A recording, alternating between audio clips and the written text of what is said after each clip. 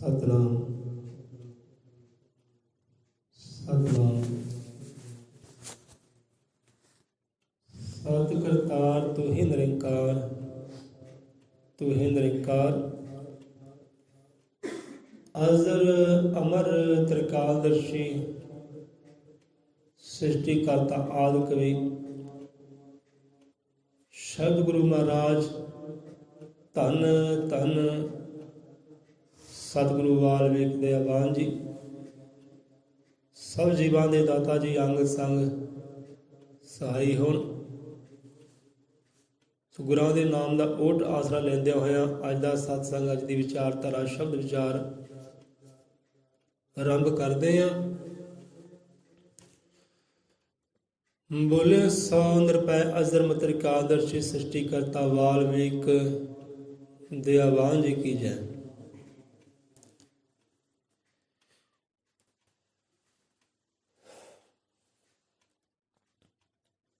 ਸੋ ਲੱਖ ਸ਼ੁਕਰਾਨਾ ਉਸ ਪਰਮ ਪਿਤਾ ਪ੍ਰਮਾਤਮਾ ਦਾ, ਅਕਾਲ ਪੁਰਖ ਦਾ। ਲੱਖ ਸ਼ੁਕਰਾਨਾ ਸਤਿਗੁਰੂ ਦਾਤਾ ਜੀ ਦਾ, ਜਿਨ੍ਹਾਂ ਨੇ ਇਸ ਲੱਖਣੀ ਘੜੀ ਬਖਸ਼ੀ ਕੀਤੀ ਹੈ, ਵੇਲਾ ਬਖਸ਼ੀ ਕੀਤਾ ਹੈ, ਇਹ ਕੰਮੇ ਲਾਇਆ ਹੈ, ਕਿਰਤ ਕਮਾਈ ਨਾਲ ਜੋੜਿਆ ਹੈ। ਸਵਾਸ ਸਵਾਸ ਰਹਿਬਰਾਂ ਦਾ, ਸੰਤਾਂ ਦਾ, ਪਾਤਸ਼ਾਹ ਦਾ ਸ਼ੁਕਰਗੁਜ਼ਾਰ ਹੈ। ਸੋ ਆਪ ਵੀ ਉਚਾਰਨ ਕਰਦੇ ਪਈ ਹੈ, ਪ੍ਰਮਾਤਮਾ ਤੇਰਾ ਸ਼ੁਕਰ ਹੈ, ਸਤਿਗੁਰੂ ਦਾਤੇ ਤੇਰਾ ਸ਼ੁਕਰ ਹੈ, ਸ਼ੁਕਰ ਹੈ।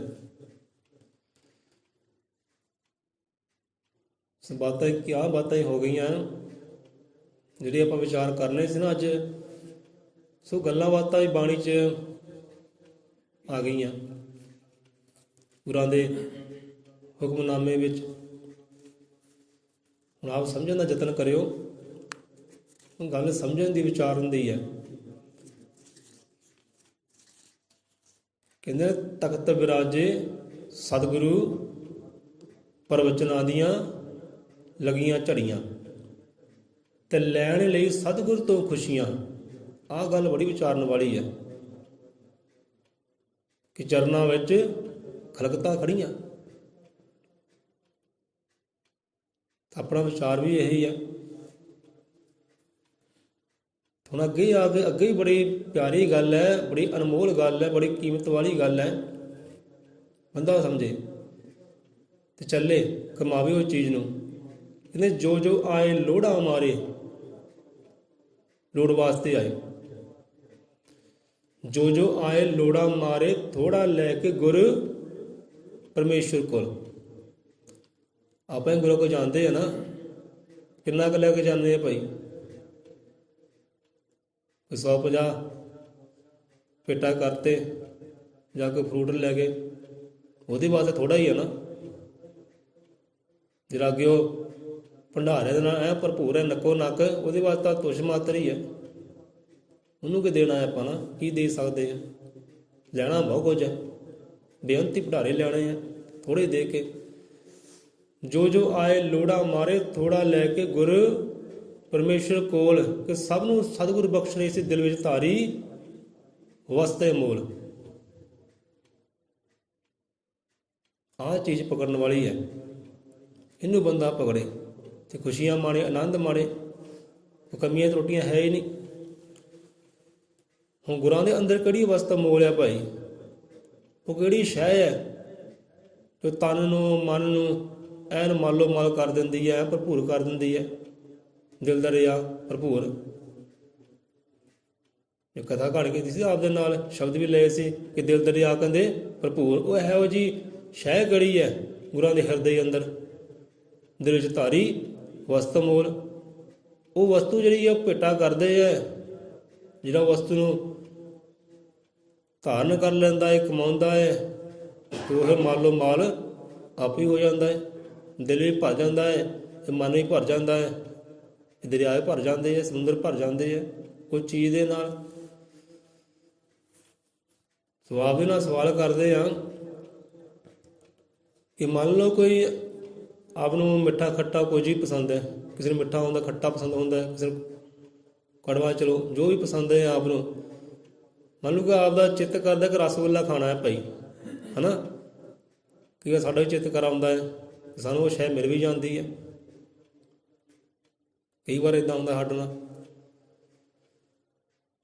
ਮੰਨ ਲਓ ਆਪਦਾ ਕਿ ਸ਼ੱਕਰ ਖਾਣ ਨੂੰ, ਗੁੜ ਖਾਣ ਨੂੰ ਜਾਂ ਮਿੱਠਾ ਖਾਣ ਨੂੰ ਚਿੱਤ ਕਰਦਾ ਹੈ ਨਾ, ਤੇ ਆਪ ਉਹਨੂੰ ਕੀ ਕਰੋਗੇ, ਕਿੱਥੇ ਜਾਓਗੇ, ਕਿਹਦੇ ਵੱਲ ਦੌੜੋਗੇ? ਹਾਂ ਵੀ ਆਹ ਬੰਦੇ ਕੋਲ ਮੈਂ ਜਾਵਾਂ, ਆਹ ਦੁਕਾਨ 'ਤੇ ਜਾਵਾਂ ਅਤੇ ਮੈਨੂੰ ਆਹ ਚੀਜ਼ ਦੀ ਪ੍ਰਾਪਤੀ ਹੋਵੇ। ਕਿਹਦੇ ਨਾਲ ਮੇਲ ਮਿਲਾਪ ਕਰੋਗੇ ਭਾਈ?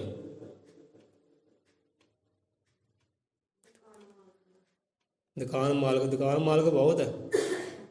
ਸੁਨਿਆਰਾ ਵੀ ਦੁਕਾਨ ਦਾ ਮਾਲਕ ਹੁੰਦਾ ਹੈ, ਕਰਿਆਨੇ ਵਾਲੇ ਦੁਕਾਨ ਦਾ ਮਾਲਕ ਹੁੰਦਾ ਹੈ ਨਾ, ਇੱਕ ਤਰਖਾਣ ਹੁੰਦਾ ਹੈ ਨਾ, ਲੁਹਾਰ ਹੁੰਦਾ, ਉਹ ਵੀ ਦੁਕਾਨ ਦੇ ਮਾਲਕ ਹੀ ਹੁੰਦੇ। ਅਤੇ ਕਿਹੜੇ ਮਾਲਕ ਕੋਲ ਜਾਓਗੇ ਭਾਈ? ਹਲਵਾਈ ਕੋ ਨਾ। ਦੀਪੂ ਦਾ ਚਿੱਤਾ ਆਏਗਾ ਜਾਂ ਛੋਟਾ ਉਹਨਾਂ ਦਾ ਕੀ ਨਾਂ ਹੈ, ਮੰਗਤੀ ਦਾ ਰੇਤ ਚੇਤਾ ਆਏਗਾ। ਜਦੋਂ ਮੰਗਤੀ ਕੋ ਚੱਲਦੇ ਆ ਨਾ, ਕੋਈ ਵੇਸਣ ਲੈਂਦੇ, ਕੋਈ ਲੱਡੂ ਲੈਂਦੇ ਆ ਨਾ, ਕਿਉਂਕਿ ਉਹ ਹਲਵਾਈ ਹੈ ਨਾ, ਉਹ ਤਿਆਰ ਕਰਦਾ ਚੀਜ਼ ਨੂੰ। ਉਹਦੇ ਨਾਲ ਤੁਸੀਂ ਮੇਲ ਮਿਲਾਪ ਕਰੋਗੇ, ਚਲੋ ਵੀ ਉੱਠੋ ਜਾ ਕੇ ਮਿੱਠਾ ਮੂੰਹ ਕਰਦੇ ਆ, ਬਹੁਤਾ ਨਹੀਂ ਤਾਂ ਥੋੜ੍ਹਾ ਹੀ ਸਹੀ। ਹੁਣ ਕਿੱਦਾਂ ਸਾਨੂੰ ਉਹ ਚੀਜ਼ ਦੀ ਪ੍ਰਾਪਤੀ ਹੋਏਗੀ? ਜਦੋਂ ਉਹਦੇ ਨਾਲ ਮੇਲ ਮਿਲਾਪ ਹੋਏਗਾ, ਕਿ ਜਦੋਂ ਸਾਡੇ ਕਦਮ ਹਲਵਾਈ ਵੱਲ ਵਧਣਗੇ, ਉਹ ਦੁਕਾਨਦਾਰ ਵੱਲ ਵਧਣਗੇ, ਫੇਰ ਹੀ ਹੋਏਗਾ। ਫਿਰ ਸਾਡੀ ਇੱਛਾ ਜਿਹੜੀ ਪੂਰਨ ਹੋਏਗੀ। ਮਿੱਠਾ ਖਾਣ ਨੂੰ ਦਿਲ ਕੀਤਾ, ਚਲ ਮਿੱਠਾ ਖਾ ਲਿਆ, ਮੁਬਾਰਕ। ਸੋ ਇਹੀ ਗੱਲ ਹੁਣ ਇੱਥੇ ਪਾਤਸ਼ਾਹ ਜੀ ਸਮਝਾਉਂਦੇ। ਆਪਾਂ ਬਹੁਤੀਆਂ ਉਦਾਹਰਨਾਂ ਨਹੀਂ ਲਵਾਂਗੇ, ਉਦਾਹਰਨ ਤਾਂ ਇੱਕ ਹੀ ਬਹੁਤ ਹੈ। ਜੇ ਸਮਝ ਅੰਦਰ ਆ ਜੇ ਤਾਂ ਉਦਾਹਰਨ ਦੇਣ ਨੂੰ ਉਦਾਹਰਨਾਂ ਬਹੁਤ ਹੈ। ਸੋ ਇਹੀ ਗੱਲ ਪਾਤਸ਼ਾਹ ਸਮਝਾਉਂਦੇ ਆ ਭਾਈ। ਸੋ ਕੱਲ੍ਹ ਦੇ ਸ਼ਬਦ 'ਤੇ ਆਪਾਂ ਆਉਂਦੇ ਹਾਂ। ਕਹਿੰਦੇ ਸਤਿਗੁਰ ਜੀ ਨੂੰ ਮਿਲਦਿਆਂ ਮਿਟ ਗਏ ਸਾਰੇ ਦੁੱਖ, ਹੈ ਨਾ। ਹੁਣ ਜਿਹੜਾ ਬੰਦਾ ਕਿਸੇ ਨੇ ਮਿੱਠਾ ਖਾਣਾ ਨਾ, ਉਹ ਗਿਆ ਹਲਵਾਈ ਕੋ, ਮਿੱਠੇ ਦੀ ਪ੍ਰਾਪਤੀ ਹੋਈ, ਚਲੋ ਖਾਧਾ, ਠੀਕ ਹੈ। ਜਿਸ ਕਿ ਝੁਮਕਾ ਲੈਣਾ ਹੈ, ਕੋਈ ਨੱਕ ਦੀ ਵਾਲੀ ਲੈਣੀ ਹੈ, ਉਹ ਉਧਰ ਪਾਸੇ ਜਾਏਗਾ ਨਾ। ਚੂੜੀ ਕੰਗਣ ਜਿਹਨੇ ਲੈਣਾ ਹੈ, ਉੱਧਰ ਜਾਏਗਾ, ਉੱਧਰ ਪ੍ਰਾਪਤੀ ਹੋਏਗੀ, ਮੇਲ ਮਿਲਾਪ ਕੇ, ਹਾਂ ਭੈਣ ਜੀ ਆਹ ਚੀਜ਼ ਲੈਣੀ ਹੈ, ਲਓ ਜੀ ਆਇਆਂ ਨੂੰ ਵੈਲਕਮ। ਆਹ ਕੀਮਤ ਦੇਣੀ ਪੈਣੀ ਆ, ਕੀਮਤ ਦੇ ਕੇ ਲੈ ਲਓ। ਤੇ ਇੱਦਾਂ ਹੀ ਹਰ ਕੋਈ ਬੰਦਾ ਚਾਹੁੰਦਾ ਹੈ ਕਿ ਮੇਰੇ ਘਰ ਦੇ ਅੰਦਰ, ਮਨ ਦੇ ਅੰਦਰ, ਹਿਰਦੇ ਦੇ ਅੰਦਰ ਸ਼ਾਂਤੀ ਹੋਵੇ, ਸਕੂਨ ਹੋਵੇ, ਆਨੰਦ ਹੋਵੇ, ਖੁਸ਼ੀਆਂ ਹੀ ਖੁਸ਼ੀਆਂ ਹੋਣ। ਹਰ ਕੋਈ ਚਾਹੁੰਦਾ ਹੈ ਨਾ, ਹਰ ਕੋਈ ਬੰਦਾ ਚਾਹੁੰਦਾ। ਅਮੀਰ ਹੈ, ਅਮੀਰ ਵੀ ਚਾਹੁੰਦਾ ਹੈ ਦਾਤ, ਗਰੀਬ ਤਾਂ ਗਰੀਬ ਵੀ ਚਾਹੁੰਦਾ, ਉਹ ਵੀ ਸ਼ਾਂਤੀ ਚਾਹੁੰਦਾ, ਪ੍ਰੇਮ ਚਾਹੁੰਦਾ, ਸੁੱਖ ਚਾਹੁੰਦਾ, ਹਰ ਕੋਈ ਚਾਹੁੰਦਾ। ਪਰ ਸੁੱਖ ਨੂੰ ਪਾਉਣ ਵਾਸਤੇ, ਸ਼ਾਂਤੀ ਨੂੰ ਪਾਉਣ ਵਾਸਤੇ, ਆਨੰਦ ਨੂੰ ਪਾਉਣ ਵਾਸਤੇ, ਉਹ ਪ੍ਰੇਮ ਨੂੰ ਪਾਉਣ ਵਾਸਤੇ ਬੰਦਾ ਕਰੇ ਕੀ, ਜਾਵੇ ਕਿੱਧਰ? ਕਹਿੰਦੇ ਫਿਰ ਕਿਸੇ ਪਾਸੇ ਜਾਣਾ ਪਵੇਗਾ ਨਾ, ਕਿਸੇ ਨਾਲ ਮੇਲ ਮਿਲਾਪ ਤਾਂ ਕਰਨਾ ਪਵੇਗਾ ਨਾ। ਉੱਥੇ ਸ਼ਬਦ ਸਮਝ ਚੇਤਾ ਆਇਆ। ਇਸ ਗੱਲ 'ਤੇ ਵਿਚਾਰ ਕਰੀਏ ਕਿ ਭਾਈ ਹੁਣ ਖੁਸ਼ੀਆਂ ਚਾਹੁੰਦੇ ਹੋ, ਆਨੰਦ ਚਾਹੁੰਦੇ ਹੋ, ਪ੍ਰੇਮ ਚਾਹੁੰਦੇ ਹੋ ਨਾ, ਉਹ ਖਜ਼ਾਨੇ ਚਾਹੁੰਦੇ ਹੋ ਕਿ ਹੱਸਦਾ ਹੱਸਦੀ ਵੀ ਖੁਸ਼ੀ ਬਣੀ ਰਵੇ, ਦੁੱਖ ਵੀ ਆਉਣ ਉਹ ਵੀ ਖੁਸ਼ੀਆਂ ਵਾਂਗੂ ਜਾਪਣ, ਉਹ ਵੀ ਦੁੱਖ ਨਾ ਦੇਣ, ਕਸ਼ਟ ਨਾ ਦੇਣ, ਉਹ ਵੀ ਕੋਈ ਨਾ ਕੋਈ ਗਿਆਨ ਦੀ ਗੱਲ ਦੇ ਜਾਣ, ਸਿੱਖਿਆ ਦੇ ਜਾਣ, ਕੋਈ ਸੋਝੀ ਮਨ ਨੂੰ ਕਰਾ ਜਾਣ। ਇਹੋ ਜਿਹੀ ਕਥਾ ਕਹਾਣੀ ਬਣ ਜੇ।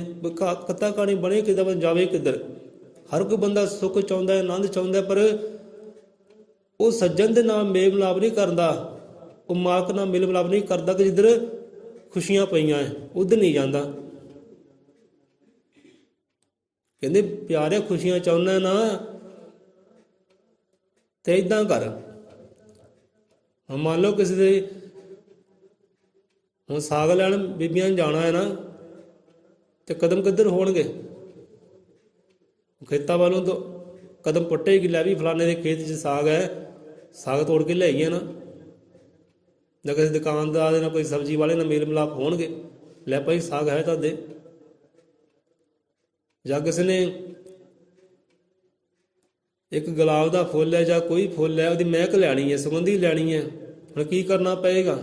ਘਰ ਬੈਠਿਆ ਤਾਂ ਮਹਿਕ ਆਉਣੀ ਨਹੀਂ ਹੈ ਨਾ, ਕਿ ਲੈ ਵੀ ਮੇਰੀ ਇੱਛਾ ਜ਼ਾਹਰ ਹੋਈ, ਹਾਂ ਮੇਰੇ ਮਨ 'ਚ ਇਹ ਇੱਛਾ ਹੈ ਕਿ ਮੈਂ ਗੁਲਾਬ ਦੀ ਮਹਿਕ ਲਵਾਂ, ਕੋਈ ਸੁਗੰਧੀ ਲਵਾਂ, ਤੇ ਘਰ ਬੈਠਿਆ ਤਾਂ ਉਹ ਗੱਲ ਬਣਨੀ ਨਹੀਂ ਕਿ ਮੈਂ ਚਾਹਿਆ ਤੇ ਘਰ ਬੈਠੇ ਮੈਨੂੰ ਪ੍ਰਾਪਤੀ ਹੋ ਜਾਏ। ਤਾਂ ਨਹੀਂ, ਉਹ ਜਿੱਥੇ ਫੁੱਲ ਲੱਗਾ ਹੈ ਨਾ, ਫੁੱਲ ਦੇ ਵੱਲ ਕਦਮ ਵਧਾਉਣੇ ਪੈਣੇ ਆ, ਫੁੱਲ ਦੇ ਨਾਲ ਮੇਲ ਮਿਲਾਪ ਕਰਨੇ ਪੈਣੇ ਆ। ਉਹਦੇ ਕੋਲ ਜਾ ਕੇ ਬਹਿਣਾ ਪੈਣਾ ਹੈ। ਫੁੱਲ ਦੇ ਕੋਲ ਜਾਓਗੇ ਤੇ ਜਿੰਨੀਆਂ ਮਰਜ਼ੀ ਸੁਗੰਧੀਆਂ ਲਈ ਜਾ, ਭਾਈ ਖਿੱਚੀ ਜਾ ਸਾਹ ਅੰਦਰ ਨੂੰ, ਸੁਗੰਧੀਆਂ ਲਈ ਜਾ, ਭੱਜ ਜਾਓ ਮਹਿਕ ਦੇ ਨਾਲ ਅੰਦਰੋਂ ਲਈ ਜਾ। ਇੱਥੇ ਮਹਿਕਾ ਹੁਣ ਬੈਠਾ, ਕਿਉਂਕਿ ਹੁਣ ਉਹ ਫੁੱਲ ਦੇ ਨਾਲ ਕਰ ਲਿਆ ਮੇਲ ਮਿਲਾਪ। ਹੁਣ ਜਿੰਨੀ ਮਰਜ਼ੀ ਸੁਗੰਧੀ ਲੈ। ਇੱਦਾਂ ਕਈ ਉਦਾਹਰਨਾਂ ਹੈ।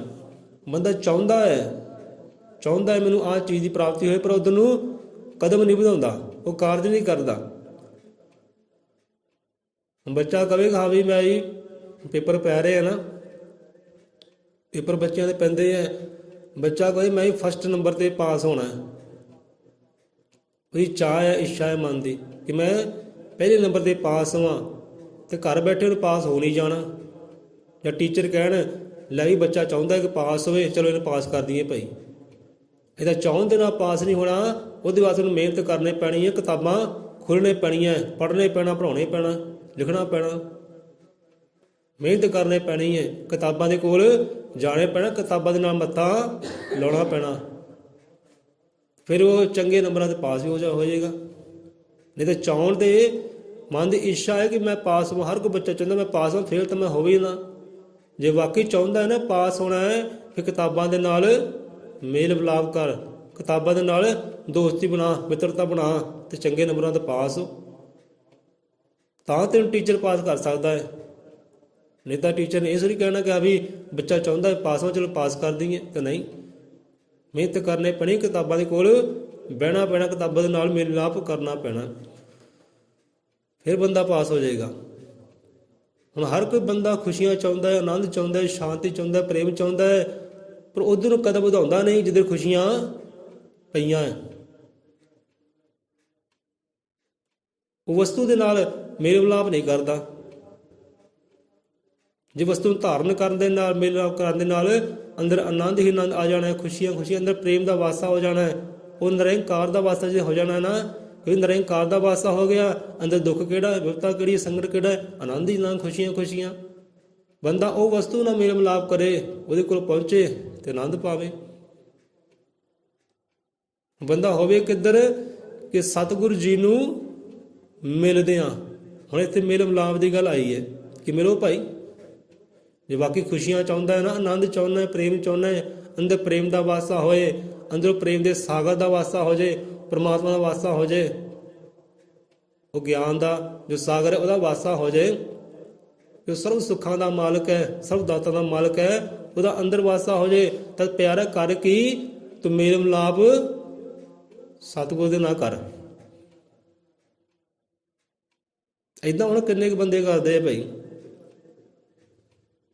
ਜੇ ਵਾਕਈ ਖੁਸ਼ੀ ਚਾਹੁੰਦੇ, ਆਨੰਦ ਚਾਹੁੰਦੇ ਆ, ਸਦਾ ਸਦੀਵੀ ਵਾਲੀ ਖੁਸ਼ੀ ਚਾਹੁੰਦੇ ਆ, ਉਹ ਸਤਿਗੁਰੂ ਨਾਲ ਮੇਲ ਮਿਲਾਪ ਕਰੇ, ਕਿ ਸਤਿਗੁਰੂ ਦੇ ਅੰਦਰ ਉਹ ਵਸਤੂਆਂ ਵਿਰਾਜਮਾਨ ਹੈ, ਉਹ ਸੁੱਖਾਂ ਦਾ ਦਾਤਾ ਵਿਰਾਜਮਾਨ ਹੈ। ਸਤਿਗੁਰੂ ਜੀ ਨੂੰ ਮਿਲਦਿਆਂ ਮਿਟ ਗਏ ਸਾਰੇ ਦੁੱਖ, ਕਿ ਸਰਬ ਸੁੱਖਾਂ ਦਾ ਉਹ ਦਾਤਾ ਹੈ ਭਾਈ, ਉਹਦੇ ਨਾਲ ਮੇਲ ਮਿਲਾਪ ਕਰੇ। ਜੇ ਮਿੱਠਾ ਖਾਣ ਨੂੰ ਚਿੱਤ ਕੀਤਾ, ਹਲਵਾਈ ਨਾਲ ਮੇਲ ਮਿਲਾਪ ਕੀਤਾ ਨਾ, ਤੇ ਮਿੱਠੇ ਨੂੰ ਪਾਇਆ। ਕੋਈ ਖੱਟਾ ਖਾਣ ਨੂੰ ਚਿੱਤ ਕੀਤਾ ਤਾਂ ਗੋਲ ਗੱਪਿਆਂ ਵਾਲੇ ਕੋਲ ਜਾਵਾਂਗੇ ਭਾਈ, ਲੈ ਵੀ ਕੋਈ ਖੱਟਾ ਪਾਣੀ ਦੇ, ਚਿੱਤ ਕਰਦਾ ਖੱਟਾ ਪਾਣੀ ਪੀਣ ਨੂੰ, ਉਹਦਾ ਮੇਲ ਮਿਲਾਪ ਕਰੋਗੇ ਤਾਂ ਪ੍ਰਾਪਤੀ ਹੋ ਜਾਏਗੀ। ਐਦਾਂ ਜੀ ਬੰਦਾ ਖੁਸ਼ੀਆਂ ਚਾਹੁੰਦਾ ਹੈ ਨਾ, ਰਹਿਮਤਾਂ ਚਾਹੁੰਦਾ, ਪ੍ਰੇਮ ਚਾਹੁੰਦਾ, ਸ਼ਾਂਤੀ ਚਾਹੁੰਦਾ, ਤੇ ਜਿਹਦੇ ਅੰਦਰ ਵਾਕਈ ਸ਼ਾਂਤੀ ਹੈ ਨਾ, ਜਿਹਦੇ ਅੰਦਰ ਵਾਕਈ ਅੰਦਰੋਂ ਜਿਹੜਾ ਸ਼ਾਂਤ ਅੰਦਰ ਪ੍ਰੇਮ ਨਾਲ ਭਰਿਆ ਹੋਇਆ ਨੱਕੋ ਨੱਕ, ਉਹਦੇ ਨਾਲ ਮੇਲ ਮਿਲਾਪ ਕਰ, ਤੇ ਉਹ ਇੱਕੋ ਹੀ ਹੈ, ਉਹ ਹੈ ਸੱਚਾ ਸਤਿਗੁਰੂ। ਸਤਿਗੁਰੂ ਜੀ ਨੂੰ ਮਿਲਦੇ ਹਾਂ ਮਿਟ ਗਏ ਸਾਰੇ ਦੁੱਖ, ਕਿ ਹੋਈਆਂ ਦੂਰ ਉਦਾਸੀਆਂ ਨੇੜੇ ਆ ਗਏ ਸੁੱਖ। ਕਿੱਦਾਂ ਨੇੜੇ ਆਏ ਹੁਣ ਸੁੱਖ? ਦੇਖੋ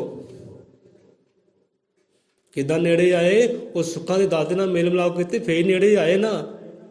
ਤੇ ਬੰਦਾ ਸੁੱਖਾਂ ਦੇ ਦਾਤੇ ਨਾਲ ਮੇਲ ਮਿਲਾਪ ਨਹੀਂ ਕਰਦਾ, ਕਿ ਸਾਰੀ ਵਸਤੂਆਂ ਨਾਲ ਕਹਿੰਦੇ ਮੇਲ ਮਿਲਾਪ ਹੋ ਜਾਏ, ਉਹ ਦਾਤੇ ਨੂੰ ਕੀ ਕਰਨਾ ਹੈ? ਤੇ ਸੰਸਾਰੀ ਪਦਾਰਥਾਂ 'ਚ ਲੱਭਦਾ ਹੈ ਉਹ ਸੁੱਖ, ਆਨੰਦ ਲੱਭਦਾ ਹੈ, ਪਰ ਸੰਸਾਰੀ ਪਦਾਰਥਾਂ ਵਿੱਚ ਸੁੱਖ ਹੈ ਨਹੀਂ ਹੈ। ਸੋ ਸੁੱਖਾਂ ਦੇ ਦਾਤੇ ਨਾਲ ਮੇਲ ਮਿਲਾਪ ਕਰ ਪਿਆਰਿਆ, ਸਤਿਗੁਰੂ ਦੇ ਚਰਨੀ ਲੱਗ, ਤਾਂ ਸਤਿਗੁਰੂ ਤੈਨੂੰ ਉਸ ਸੁੱਖਾਂ ਦੇ ਦਾਤੇ ਨਾਲ ਮੇਲ ਮਿਲਾਪ ਕਰਾ ਦੇ। ਹੁਣ ਅੱਗੇ ਜਾ ਕੇ ਆਇਆ ਨਾ ਕਿ ਦਿਲ ਵਿੱਚ ਧਾਰੀ ਵਸਤੂ ਮੋਲ, ਸਤਿਗੁਰੂ ਸਭ ਨੂੰ ਵੰਡੀ ਜਾਂਦੇ, ਦਿਲ ਵਿੱਚ ਧਾਰੀ ਵਸਤ ਅਮੋਲ। ਹੁਣ ਪਦਾਰਥ ਕਹਿੰਦੇ ਕਿਹੜਾ ਵਸਤੂ ਕਿਹੜੀ ਹੈ ਜਿਹਦੇ ਨਾਲ ਸੁੱਖਾਂ ਦੀ ਪ੍ਰਾਪਤੀ ਹੋਣੀ, ਆਨੰਦ ਦੀ ਪ੍ਰਾਪਤੀ ਹੋਣੀ, ਸ਼ਾਂਤੀ ਦੀ ਪ੍ਰਾਪਤੀ, ਉਹ ਪ੍ਰੇਮ ਦੀ ਪ੍ਰਾਪਤੀ ਹੋ ਜਾਣੀ ਹੈ। ਉਹ ਵਸਤੂ ਕਿਹੜੀ ਹੈ? ਉਹ ਰੱਬ ਦਾ ਨਾਮਾ, ਉਹ ਸਤਿਗੁਰ ਦਾ ਸ਼ਬਦ, ਉਹ ਧਾਰੀ ਬੈਠੇ ਅੰਦਰ। ਉਹੀ ਵਸਤੂ ਹੈ ਜੋ ਉਸ ਆਨੰਦ ਨੂੰ ਆਪਣੇ ਵੱਲ ਖਿੱਚਦੀ ਹੈ, ਜੋ ਸ਼ਾਂਤੀ ਨੂੰ ਆਪਣੇ ਵੱਲ ਖਿੱਚਦੀ ਹੈ, ਪ੍ਰੇਮ ਦੇ ਸਾਗਰ ਨੂੰ ਆਪਣੇ ਵੱਲ ਖਿੱਚਦੀ ਹੈ। ਉਹ ਵਸਤੂ ਹੈ ਰੱਬ ਦਾ ਨਾਮਾ, ਸਤਿਗੁਰ ਦਾ ਸ਼ਬਦ। ਠੀਕ ਹੈ, ਸਾਨੂੰ ਸਾਹ ਚੜ ਗਿਆ ਭਾਈ। ਸਤਿਗੁਰ ਜੀ ਨੂੰ ਮਿਲਦਿਆਂ ਮਿਟ ਗਏ ਸਾਰੇ ਦੁੱਖ, ਹੋਈਆਂ ਦੂਰ ਉਦਾਸੀਆਂ ਦੇ ਨੇੜੇ ਆ ਗਏ ਸੁੱਖ।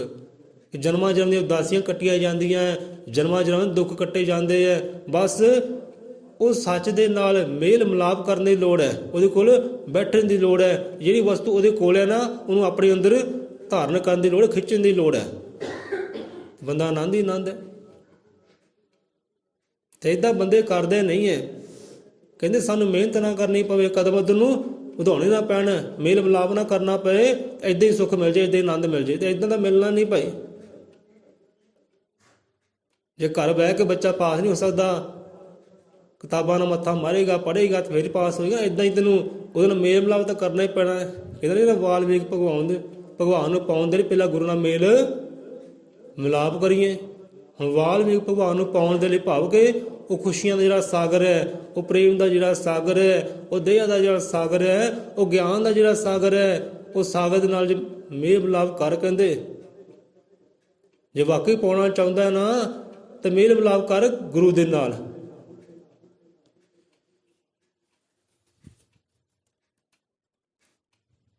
ਇੱਦਾਂ ਸਮਝਾਉਂਦੇ ਪਾਤਸ਼ਾਹ ਜੀ। ਸੰਬੰਧਾ ਸਮਝੇ। ਖੁਸ਼ੀਆਂ ਤਾਂ ਹਰ ਕੋਈ ਚਾਹੁੰਦਾ ਹੈ, ਪਰ ਖੁਸ਼ੀਆਂ ਵਾਸਤੇ ਮਿਹਨਤ ਕਰਨੀ ਨਹੀਂ ਕੋਈ ਚਾਹੁੰਦਾ।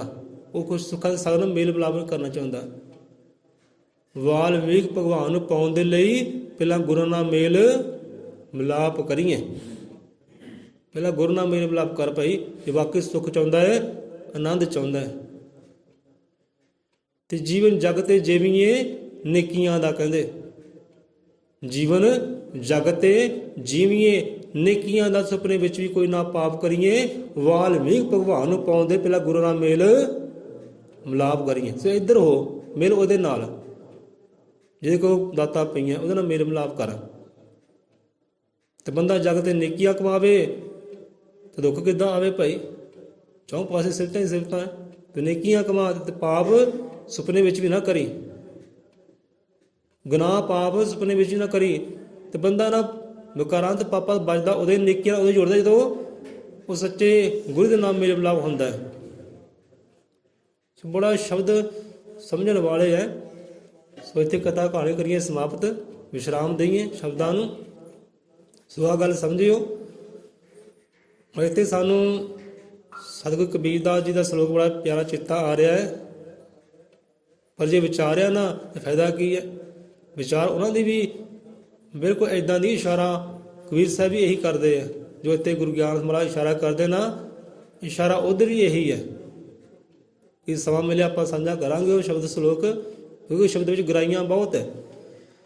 ਸੋ ਇੱਥੇ ਹੀ ਕਿ ਸਤਿਗੁਰੂ ਜੀ ਨੂੰ ਮਿਲਦਿਆਂ ਮਿਟ ਗਏ ਸਾਰੇ ਦੁੱਖ, ਹੋਈਆਂ ਦੂਰ ਉਦਾਸੀਆਂ ਤੇ ਨੇੜੇ ਆ ਗਏ ਸੁੱਖ। ਬਾਕੀ ਚਾਹੁੰਦੇ ਹੋ ਸੁੱਖ ਨੇੜੇ ਆ ਜਾਏ ਤਾਂ ਮੇਲ ਮਿਲਾਪ ਕਰ ਲਓ ਭਾਈ ਸੁੱਖਾਂ ਦੇ ਸਾਗਰ ਦੇ ਨਾਲ। ਕਰੋ ਮਿਹਨਤ, ਕਰੋ ਮੁਸ਼ੱਕਤ, ਘਾਲੋ ਆਪਣੇ ਆਪ ਨੂੰ, ਟੋਲੋ ਆਪਣੇ ਆਪ ਨੂੰ। ਜਿੱਦਾਂ ਕੋਈ ਪੱਥਰ ਘੜਦਾ ਨਾ, ਘੜੋ ਇੱਦਾਂ ਆਪਣੇ ਆਪ ਨੂੰ। ਤੇ ਘੜ ਕੇ ਹੀ ਅੰਦਰੋਂ ਮੂਰਤ ਪ੍ਰਗਟ ਹੋ ਜਾਣੀ, ਉਹ ਸੁੱਖ ਪ੍ਰਗਟ ਹੋ ਜਾਣਾ ਹੈ। ਤੇ ਮੇਲ ਮਿਲਾਪ ਕਾਰੀਗਰ ਨਾ ਕਰੋ। ਅਰਦਾਸ ਬੇਨਤੀ ਹੈ ਭਾਈ, ਅਰਦਾਸ ਬੇਨਤੀ ਕਰਵਾਉਂਦੇ ਆ ਜਾਂ ਕਰਦੇ ਆ ਨਾ, ਅਰਦਾਸ ਬੇਨਤੀ ਕੀ ਕਰਦੇ ਆ ਨਾ ਕਿ ਮੇਰੀ ਅਰਦਾਸ ਪਈ, ਇਹ ਅਰਦਾਸ ਮੇਰੀ ਕਬੂਲ ਹੋਵੇ। ਅਰਦਾਸ ਕਬੂਲ ਕਿੱਦਾਂ ਹੁੰਦੀ ਹੈ? ਜੇ ਸਾਡੇ ਉਦਾਂ ਦੇ ਕਰਮ ਵੀ ਹੋਣਗੇ ਤਾਂ।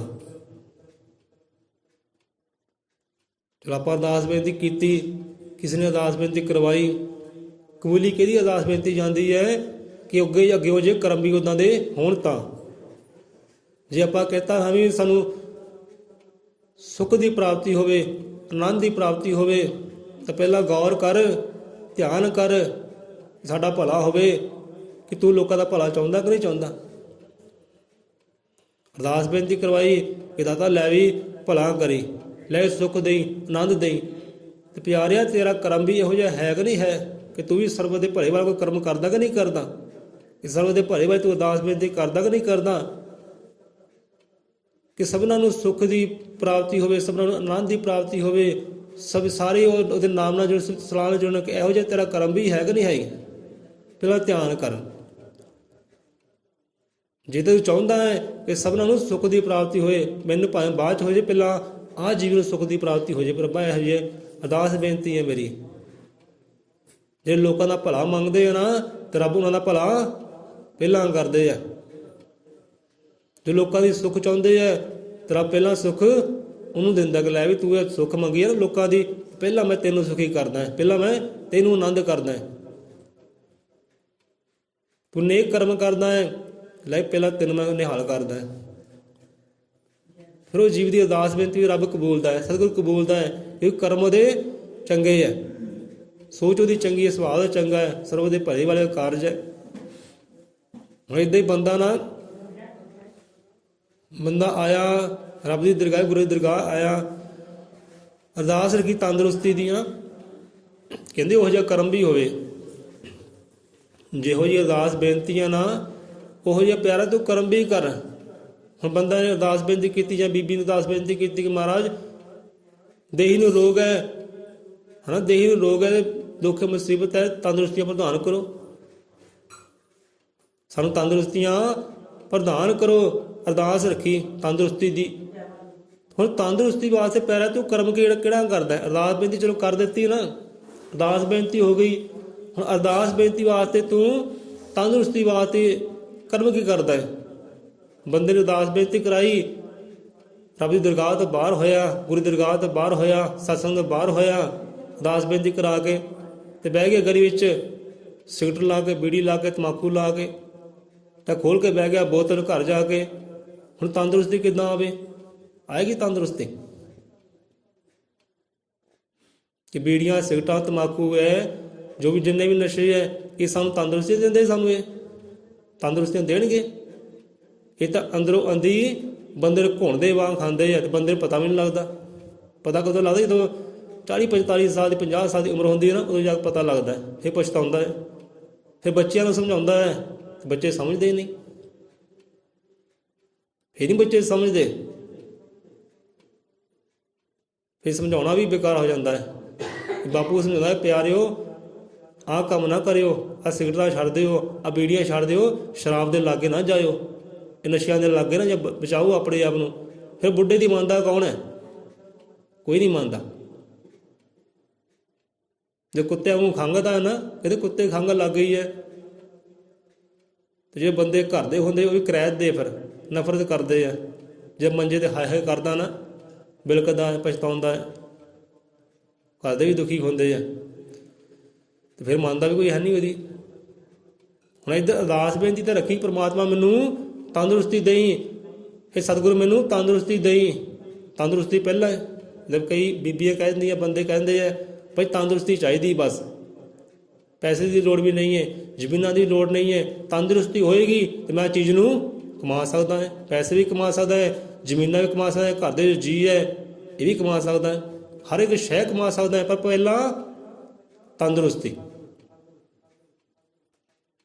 ਜਾਂ ਗਾਉਣ ਵਾਲੇ ਗੱਲ ਗਾਏ ਵੀ ਹੈ ਕਿ ਸਿਹਤ ਜ਼ਰੂਰੀ ਹੈ।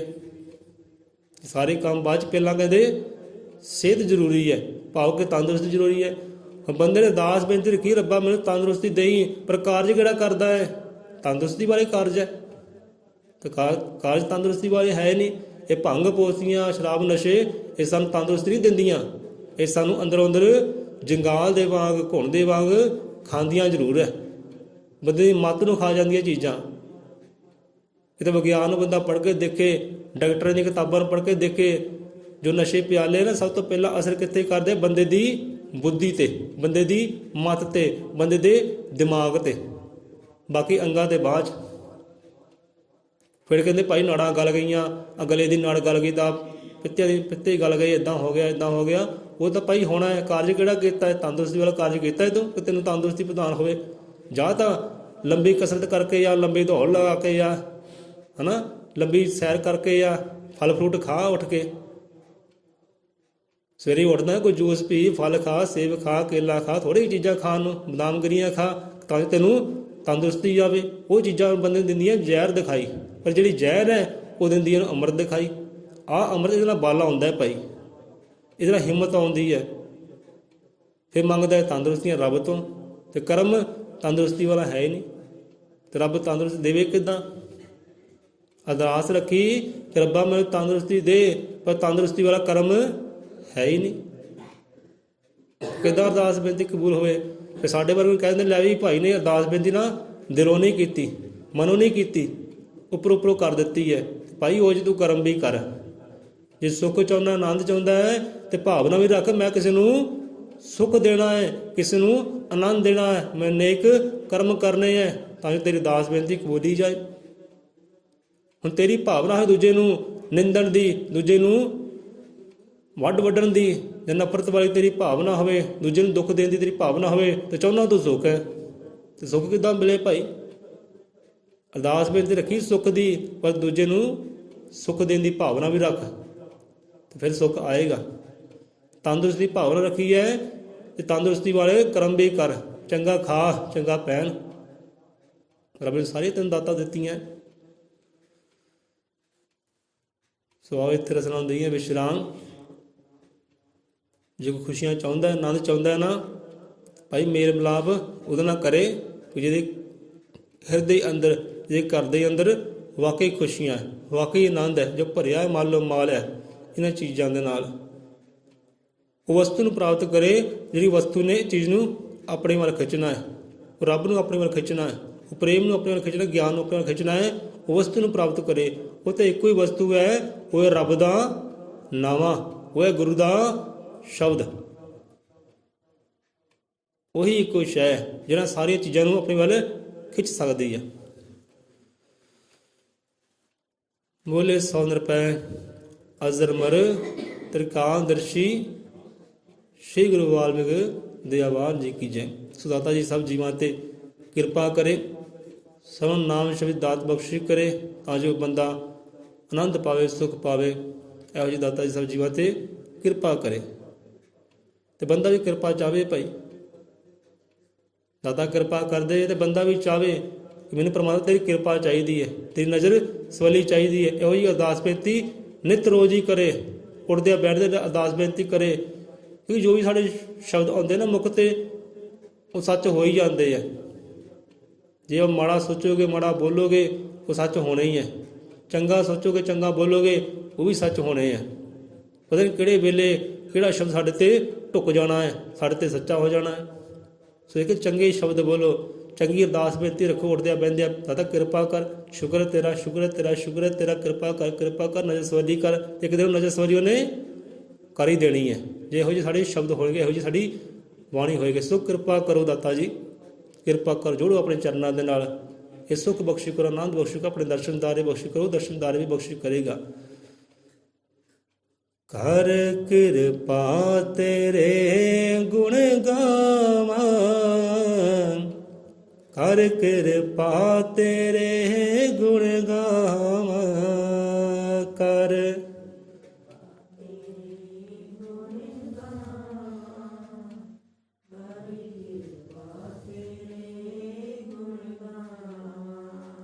ਵਾਲਮੀਕ ਨਾਮ ਜਪਤ ਸੁਖ ਪਾਵਾਂ,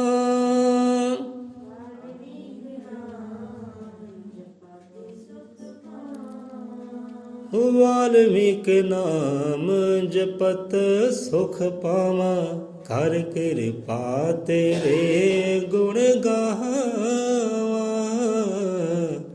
ਕਰ ਕਿਰਪਾ ਤੇਰੇ ਗੁਣ ਗਾਵਾਂ। ਹੁਣ ਭਾਈ ਇਹਨਾਂ ਸ਼ਬਦਾਂ ਨੂੰ ਸਮਝ ਲਓ, ਕਿਉਂਕਿ ਸ਼ਬਦ ਸਾਡੇ ਨੇ ਗੁਰੂਆਂ ਪੀਰਾਂ ਦੇ ਗਾਏ ਹੋਏ ਹੈ। ਕਿੱਦਾਂ ਤੁਸੀਂ ਸੁੱਖ ਦੀ ਪ੍ਰਾਪਤੀ ਕਰ ਸਕਦੇ ਹੋ? ਕਹਿੰਦੇ ਕਰ ਕਿਰਪਾ ਤੇਰੇ ਗੁਣ ਗਾਵਾਂ, ਕਿ ਦਾਤਾ ਇਹ ਕਿਰਪਾ ਕਰ ਤੇਰੇ ਗੁਣ ਗਾਉਂਦਾ ਰਵਾਂ, ਤਾਂ ਜੋ ਆਨੰਦ ਨੂੰ ਪਾਉਂਦਾ ਰਵਾਂ, ਪਾਉਂਦਾ ਰਵਾਂ, ਪਾਉਂਦਾ ਰਵਾਂ, ਤੇਰੇ ਨਾਮ ਨੂੰ ਜਪਦਾ ਰਵਾਂ, ਅਤੇ ਸੁੱਖ ਨੂੰ ਪਾਉਂਦਾ ਰਵਾਂ, ਪਾਉਂਦਾ ਰਵਾਂ। ਕਿਉਂਕਿ ਨਾਮ ਦੇ ਵਿੱਚ ਹੀ ਸਰਬ ਸੁੱਖ ਹੈ। ਬੰਦਾ ਨਾਮ ਦੇ ਨਾਲ ਮੇਲ ਮਿਲਾਪ ਕਰੇ, ਇੱਦਾਂ ਸੁੱਖ ਦੀ ਪ੍ਰਾਪਤੀ ਹੋ ਸਕਦੀ ਹੈ। ਸਵਾਰ ਵਾਲੇ में फतेह बुलाइए। जो बोले सो निरपै,